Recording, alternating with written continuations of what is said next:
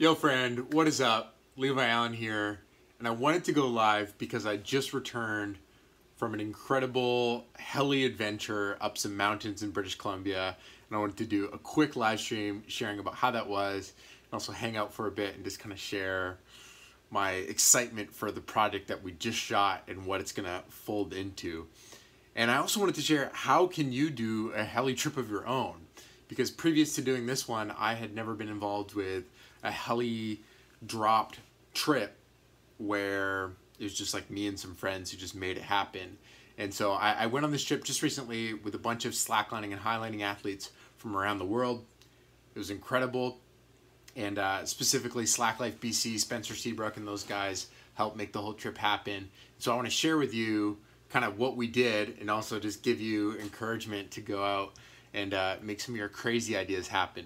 Because that's definitely, coming back from this trip that I just came back from, I'm pink because we were just in the sun for I think 6 days total, 5 days total, something like that. I lost track. But we were up on a mountain in the middle of nowhere for 5 days because we got heli dropped there. And it kind of just showed me some of our crazier ideas are a lot more possible than you might think sometimes. And I want to share just a little bit about that. So basically this trip, we were trying to get up onto a mountain that was 5,600 feet with about 2,000 pounds of gear. So the way that we started thinking about the trip was we should use helicopters to bring some of the gear. And that is essentially necessary because we had about 15 people there total. And so we wanted to stay there for 5 or 6 days. I actually can't remember how many days, but you need a lot of food to keep that many people up on the mountain. And then it's not only just staying up there, but it's doing highlining. So we needed all of the highlining gear to rig 7 lines basically, which is a ton of gear. So there's thousands of pounds of gear we needed to get up this mountain. And the slackliners are the first to do some crazy hiking. And so they would normally just hike everything up, but we were trying to figure out how can we get thousands of pounds of gear up the mountain. Hey David, thanks for the question on where did funding come from. It came from us. That's the crazy part. So we started to look into what does it actually take to fly trips in a helicopter up a mountain, about a 20-minute flight up. And so we started to look into that, and we found out the specific helicopter that we took was a Bell 206, I believe. It was a Jet Ranger. And so flights per helicopter was around $500-ish. And so between 15 of us, if we just split the cost of the helicopters, it's actually not that much money at all. And this kind of like blew my mind a little bit when you have strength of numbers and people that are just excited to make amazing projects happen. You can just go do it.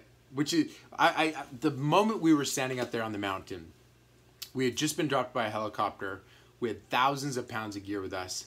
I just had this realization that most people will never even attempt to invest their own finances in creating an experience like that. And for all of the people involved, the cost of 5 days getting heli dropped up on a mountain was like, I think $400 or $500. And I think what blows me away is most people will spend that on just like meaningless things and just meaningless possessions that they will like break, lose.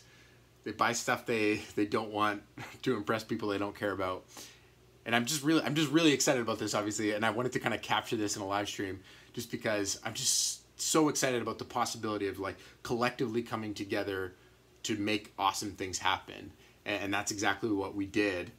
Once we started looking into, okay, if we flew up 2 helicopters of gear, okay, that's going to be so-and-so dollars spread across 15 people.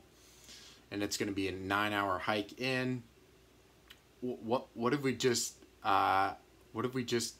all heli dropped in, and we did the numbers, and it's like only a couple hundred per person, and most of the people in our group had never been in a helicopter ever, which is a really cool experience. It's definitely something that I think everyone should try to do at some point in their lifetime if they can. Just spend a couple $100, go out on a heli flight, because it's a pretty surreal experience. So we did that. We did 7 helicopter flights up to the top of a mountain to make a project happen. That is just, it's so cool. I mean, that's why I don't even know where to start where to start on that. But for those that are just popping in, I'm sharing with you the excitement I have on the trip that I just came back from. We spent 6 days in the mountains, and we got heli lifted up there. And I think what blows me away is I previously did not think this was possible, in the sense that, like, you just don't ever make plans with your friends, or at least most people don't, to be like, hey, maybe we could go spend 5 days on that crazy peak way up there that we could never really hike to. Maybe we could just like go up there and like hang out. Obviously you want outdoor experience and all those things. You don't want to get yourself into a position you're not ready for.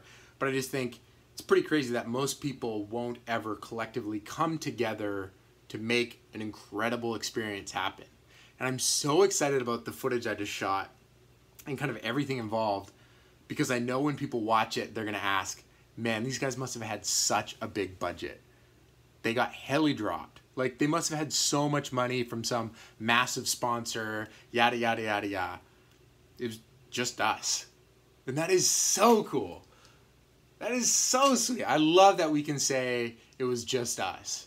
Yes, it would have been sweet to hike in thousands of pounds of gear. That would have been cool too.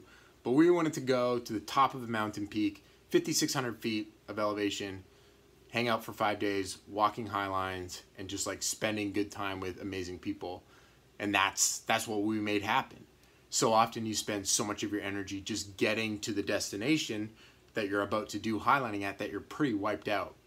So being able to heli drop up there or get to a location by any means necessary without like physically depleting all of your strength is really handy.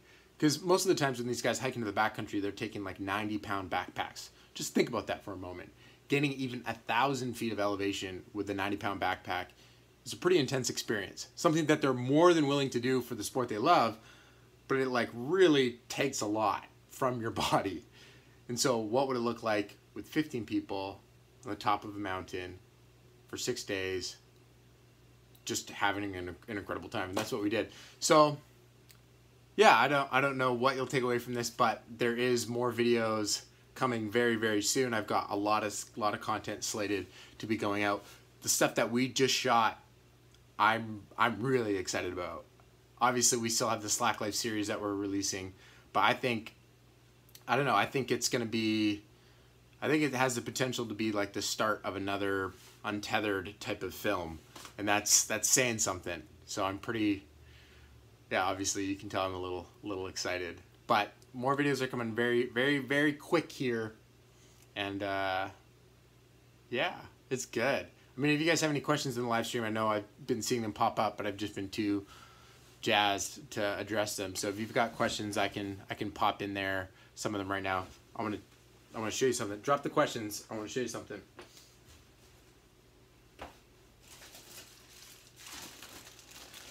Check out these crisp hats.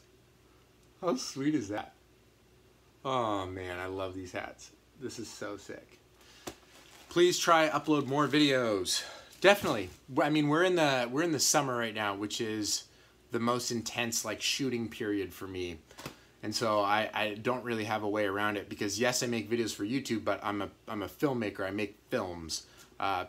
So one thing about trying to do, I'm going to address that question here from the young filmmaker. Yeah, I make films, but I also make YouTube videos, and I like both of them. So, okay, there's a few questions here. Yikes. Okay. Are adapters from old Canon lenses to Micro Four Thirds mount worth it, or would I buy a native mount lens? One of the benefits of Micro Four Thirds is how compact everything is. So depending on how small the lenses are, that would kind of be the decision breaker for me. I really like dual stabilization. So that's why I use native mount lenses. But you can definitely adapt to other older glass if you're trying to save money and get that nice physical manual focus. It's kind of up to you. I would try stuff, honestly. I would see if you could borrow lenses from someone and also try the lenses that you're thinking of buying. Curtis asks, hey Curtis, how many batteries did you go through? I went through a lot. I actually bought a generator just before this trip to take along with us instead of a solar system, because I wanted to be able to generate power regardless of sun. Clearly I got a little bit of sun either way, so maybe I would have been fine with solar.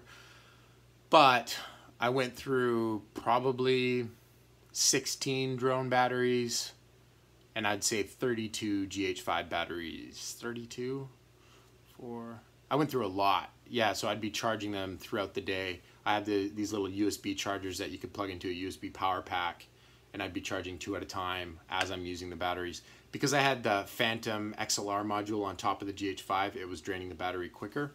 So that's why I was going through batteries pretty quick. I went through a lot of batteries. I would have been way more conservative if I knew power was going to be an issue, but I bought a generator. A generator which is actually having some issues. Young filmmaker asks, how do you get through a solid editing stage in your productions? That's funny, because that's been the biggest struggle of the past 12 months for me, is finishing up the Slack Life series to a level that I'm really proud of. Because I've been self-funding this stuff, it's been challenging to carve out enough time to complete it to the fullest extent. Like, I can use my own editing time as much as I want, but I have to keep making money to live, so I have to be doing videos for clients at the same time currently. And so I only have so much editing in me, and that's been a challenge for sure. I've been trying to find a way to get stuff finished on this higher caliber that I strive to in more of a timely fashion. Yeah, so essentially it is challenging to get through large editing phases. Setting deadlines is really, really, really helpful. Yeah. What lenses would you buy for Micro Four Thirds? I did a whole live stream on this previously. You can find it on my channel. Lenses for GH5, but I would buy the 12 to 35, either Mark 1 or Mark 2. I would buy the 35 to 100, and after those two lenses, I would kind of see what else you need. If you need something more telephoto, or if you need something wider, then go from there. How can I get clients? I still edit just for free, and it's kind of hard because I pay for apps that I'm editing with. Yeah, free work is not a really great way to get more work. I think I did a video called "How to Get Your First Client" or something like that, and I feel like I've seen you comment on that specifically before. I mean, honestly, the best way to get more work is to prove that you can do the work. So you have to find a way to be editing projects that you're proud of the work. And this whole process of finding clients is still a bit of a mystery how it all works to me. But essentially, if you are putting out good work and you're networking, things start to accumulate. But I mean, there's not enough time to really give you a solid answer on that. When will the vests be out? I wonder what you mean by that. The vests. Do you mean tank tops? Life's better when you make stuff tank tops. Will you visit Germany someday? Yes, for sure. I plan to go there. When do I plan to go there? I don't know. Soon, hopefully. I'm hoping to do more slacklining and highlining filmmaking, and there's kind of some events around in Germany. So hopefully I will come there soon enough. Maybe Munich or something like that. What kind of freelance films do you work on during the summer? That's a great question. I've been pretty stingy on which projects I take on because I run an adventure film company. That's what Leftcoast Media House is. We make adventure films. That's what we do. We don't make corporate films. We don't make Kickstarter videos. We don't make wedding films. We don't do any. That's not what we do. And by we, I mean me. That's not the company that I'm building. That's not what we do. So I've been focusing down entirely on only doing outdoor adventure related projects. Sometimes not entirely outdoor, sometimes just adventure related. But specifically in the past 6 months, it's been adventure focused client work. That's been going really great. It took me 2 years to kind of get to that point where I was getting enough inquiries to kind of keep that ball rolling. And so far it is, and hopefully it does continue to roll. But one of the big projects I worked on this summer was a massive sailing project.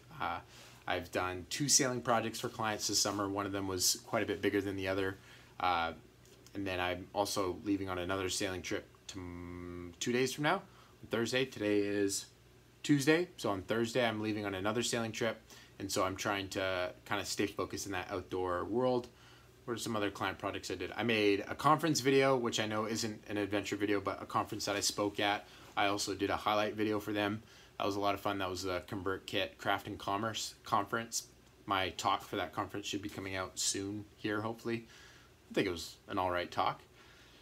Yeah, I mean, any other questions, you guys? I mean, where do we see your real life client videos besides the vlog? Yeah, I mean, I mostly don't share the client work that I work on YouTube because it's not always relevant. But one thing that I've been trying to do is making sure that the future projects I'm working on, I can make YouTube content at the same time. So that's kind of a goal with that. So hopefully I can point you towards more of the client work that I've done. I mean, I've done some heli skiing videos in the past. You can check some of those out. If you look up Mike Wiggly heli skiing on YouTube, you should be able to find a promo video on there that I helped work on. So you can see some of my client type work there. You can also look up the Craft and Commerce. What would the video be called? If you just look up ConvertKit Craft and Commerce highlight video on Google, you should find a video that I just finished. The studio is awesome. Studio's been great. This is the studio space that I have. It's been really handy actually having a space. Let me back up a little bit. Yeah, I mean, it's a mess like I tend to do in my life sometimes. I tend to make things a mess sometimes. But it's been super great having a space outside of my living room to edit in, because I was editing in my living room for about a year, and that was pretty draining. Do you have lots of Adobe Premiere presets you've made or recommend for us? Not really. I have some Lumetri presets just using the LUTs that come built in the creative section. I just saved those as presets for the way that I tweaked them a little bit. It's pretty basic stuff, to be honest.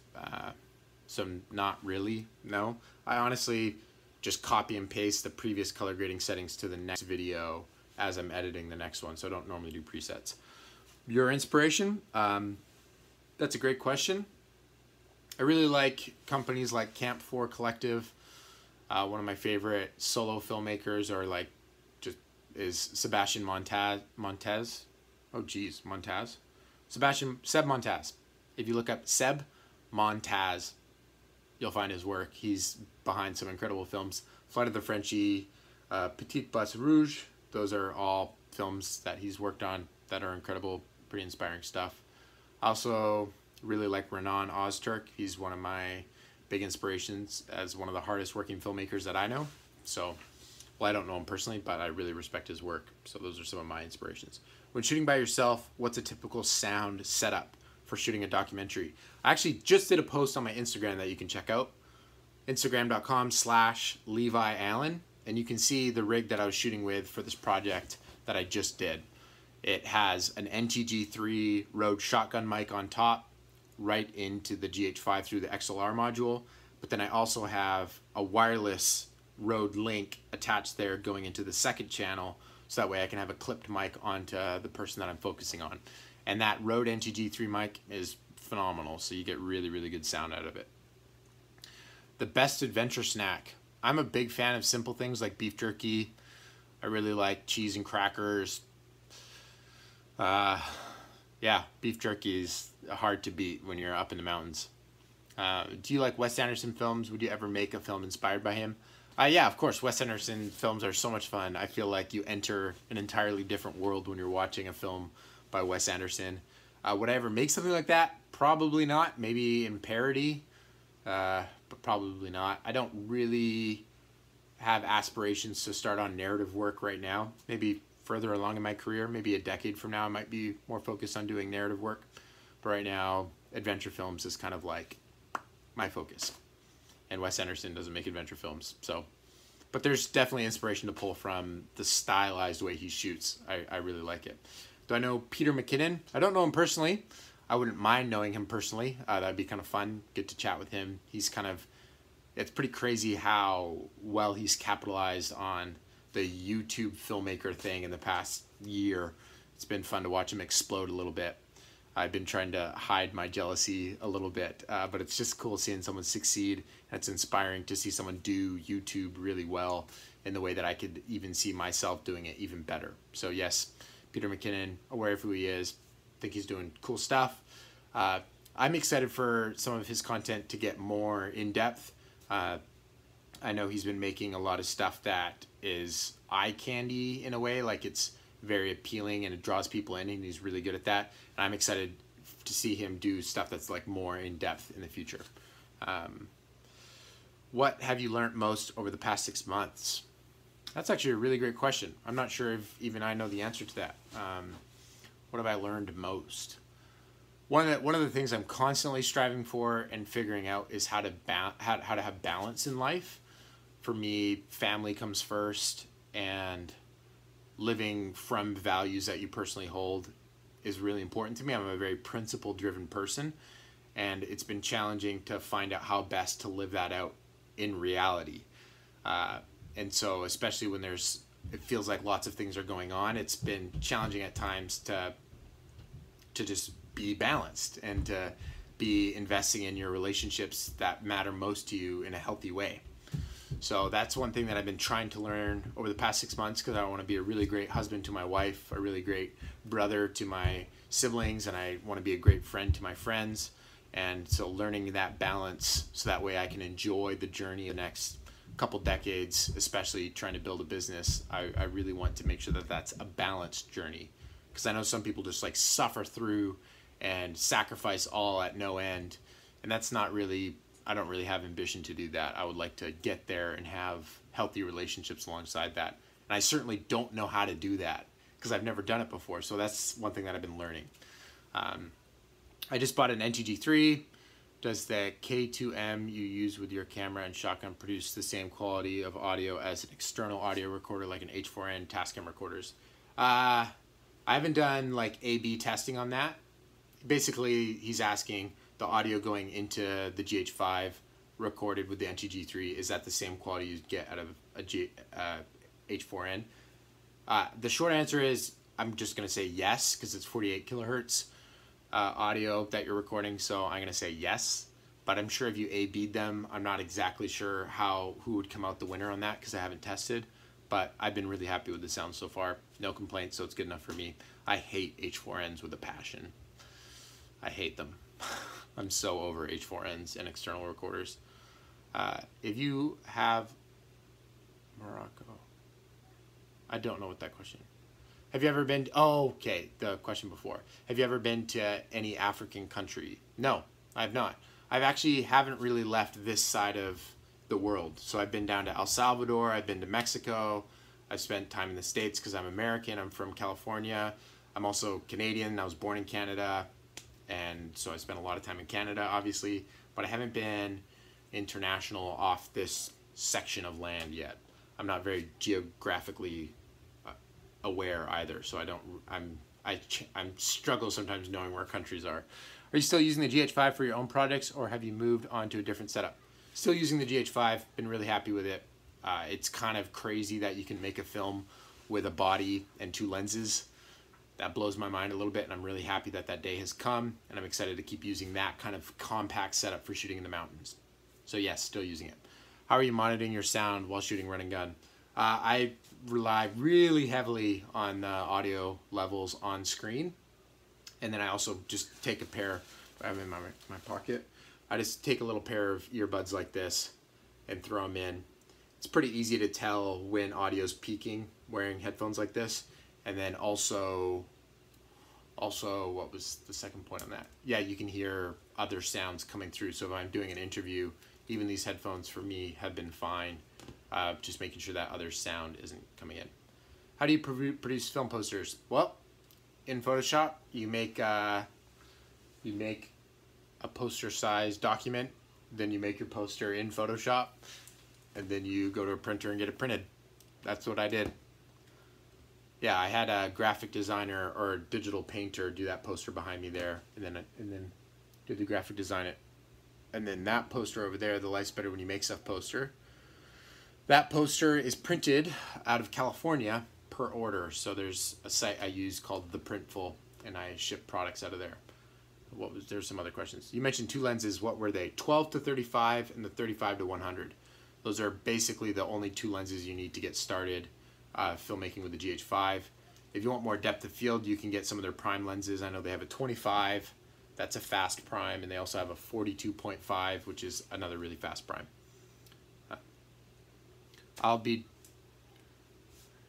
Sorry, just reading a question here. Hey, I've been working the last year in broadcast sports TV, bought the GH5 inspired by you. Thanks for the great content and enthusiasm. No problem.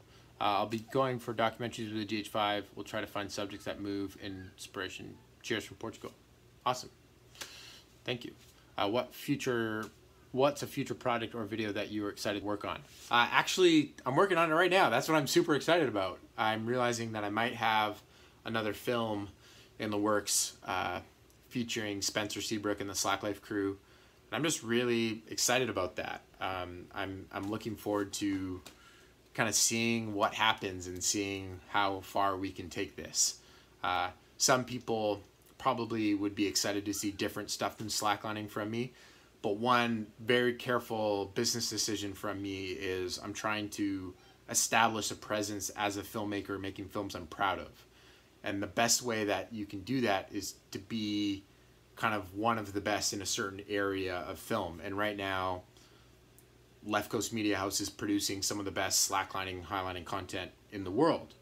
Not the best, but some of the best. And so I'm trying to do more of that so we can establish a foothold in the industry more so, and kind of use that to leverage the next 10 years of my filmmaking career. So that's why I want to do more highlighting stuff. And I just really love it. It's so fun to film. I could film other stuff, but I mean, if I just filmed a big random selection of outdoor sports, I think it would take me longer to establish what I'm trying to build. Are you going to be making the triple XL t-shirts? This is possible. I need to check with my supplier. I know some of the shirts that we sell, for some reason they don't have triple XL, but I believe the deep green Leftcoast signature shirts, that should be possible. And I'll kind of check back in on that. I believe you sent me an email or a comment at some time, and I'll definitely try to follow up on that and make sure that the triple XL is available. Will you do behind the scenes videos showing shooting process and editing process for your next films? Yeah, for sure. That's the plan. I hear a lot of bad autofocus on GH5. Do you have problems with that? I'm trying to decide between GH5 and A6500. The reality is, right now, the autofocus for vlogging style stuff on the GH5 is not very great. So if autofocus is like the biggest feature for you, the GH5 isn't amazing at it. So if autofocus is at the top of your list, then I would look at a different setup currently. Apparently a firmware update might be coming that would improve it. For me, I've been getting by on it by using the one area focus mode and just making sure the box is on my face and hitting the half down shutter button to kind of lock it in on my face. And yeah, wow, we're turning into a monster live stream here. We're going on 27 minutes. Sweet. 3-axis gimbal, what do you use? I don't have one. I borrow them sometimes, but I don't use one currently. With manual focus, can you rely on the focus without looking at the screen? What does that mean? Can you rely on the focus without looking at the screen? I need to look at the screen to focus, otherwise I can't see if the image is sharp. So I'm not sure what you mean by that. I typically look through the EVF, the electronic viewfinder. Can you rely on the focus, autofocus, without the screen? Yeah, if you don't move. Yeah. Is it possible for a company to keep up only with documentaries? I'm not aiming on it for revenue, but if so, do you? Yeah, I definitely do side projects to pay the bills. I mean, the first film that I worked on, Untethered, you can look that up at untetheredfilm.ca. That's a film that I self-produced. No one was going to pay me to make that. No one was going to give me funding to make that. So I just went out and did it. Put in the work, and I did it. I think that's a great way to start doing documentaries that you're actually passionate about, because it's challenging to get funding. If you are willing to do the hard work to connect funding through government grants, through funding programs, then that can be worth it. But that process is hard, and for people that don't like doing paperwork, it's challenging. And so I prefer to fund the efforts through doing client projects and then just spending my time on doing them. I live pretty simply currently. Me and my wife, we don't have a very extravagant lifestyle. So that means our living expenses aren't terribly high. So I spend my own time and money on making things that I'm excited about. And that's just a decision I made in my life. Are you doing an external monitor while doing your docs? Just flip out screen for now. Might invest in a monitor recorder in the future. Wow, this has been so much fun. Did someone just ask about editing? Please make some video editing tutorial. I have. Come on, man. Come on, I have. Go to my channel. So click through, go to my channel, and there's a playlist of video editing tutorials for Premiere Pro. I've been considering learning Final Cut, just so that way I can help other people get better at Final Cut and maybe start using it for my vlogs. Maybe. I don't know. Yeah, that's random. How much time does it take you to edit a vlog? 2.5 hours to 4-ish. Thanks so much. Okay, this has been a lot of fun. If you want to support what we're doing, you can get a hat. That'd be fun. You can go to leftcoast.co/shop. Thanks for tuning in on this live stream. Really cool just hanging out and answering some questions with you. I'll have another video out very soon. One where I have a larger beard. Yeah, I know Final Cut Pro X is great. I have no doubt in my mind that Final Cut Pro is amazing, especially because I know a lot of friends that use it. Part of the reason why I don't use it currently is because still in the world of people sharing, in the post world where you have other people involved in production, it's so much easier to use Premiere. That's just facts. So if I'm having another editor work with me, it's so much easier to use Premiere. That's like without a doubt. But Final Cut is more optimized for Mac, computers, pretty intuitive in the way that it's set up. And so yeah. Hey Jacob, good to see you, man. Thanks for all the comments, by the way. I really appreciate seeing your face every time you leave a comment. No idea when the GH5 firmware is coming. Sorry, I don't have the inside scoop on that. I would love to have it come back.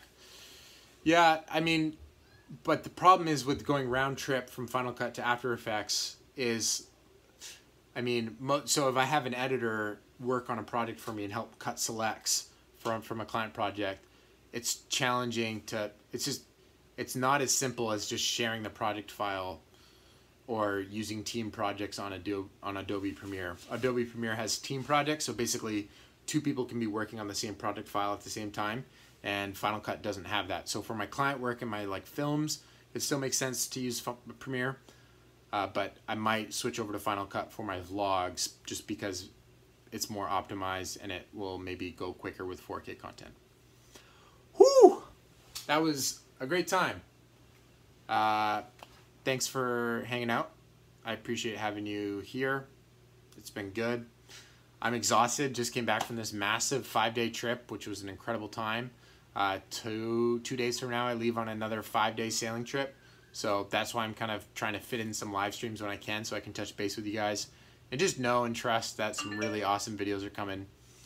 My computer just made a noise behind me. Thanks for hanging out. Yeah. Remember, life's better when you make stuff. Peace.